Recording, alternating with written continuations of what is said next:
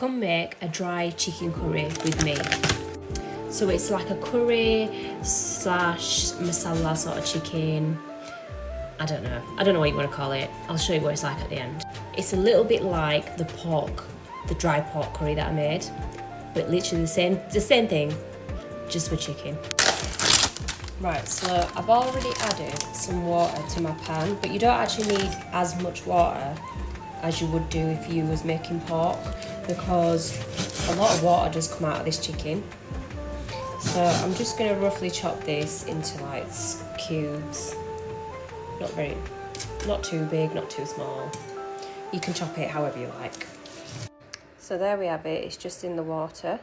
And I've just got that on really low heat. And then to that, I'm just going to add a bit of oil, not too much, a salt. People keep telling me not to use this salt if it's not good for you.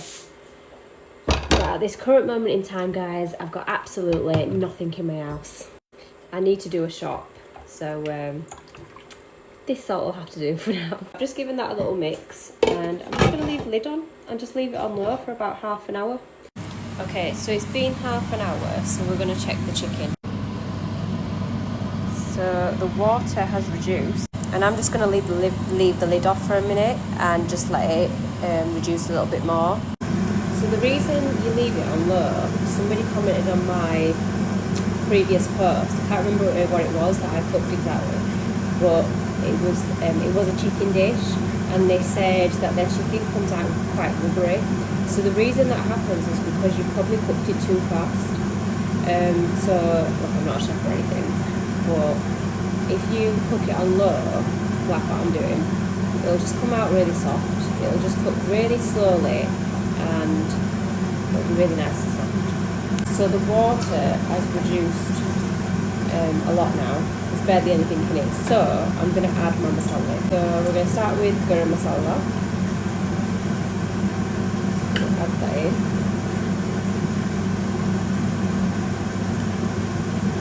So I'll just pop the measurements on screen again. You know what I'm like with my measurements, guys. And then I'm just going to add a little bit of turmeric, some chili powder. I'm not going to add too much because I do want Mackin to eat this, and coriander powder as well. I thought I didn't have any left then, guys. I really need to do some shopping, and I need to sort my drawers out as well. So about a tablespoon of that. And I'd actually use a little bit of kasuri methi sometimes, but I'm out of that as well, so we're just going to have to go with what I've got. So this is what it's looking like, and I'm literally just going to give it a stir and coat all the chicken in those lovely spices.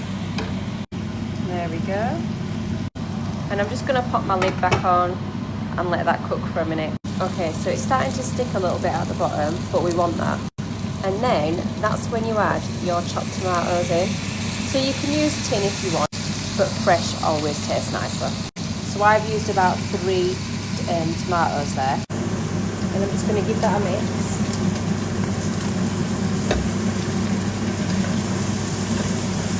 And cover it. And that's it, guys, it's done. So this meal is really cheap as well, guys, and it'll feed all 5 of us, and there might even be a tiny little bit left over. So we used boneless chicken thigh, but obviously you can even get cheaper cuts of meat.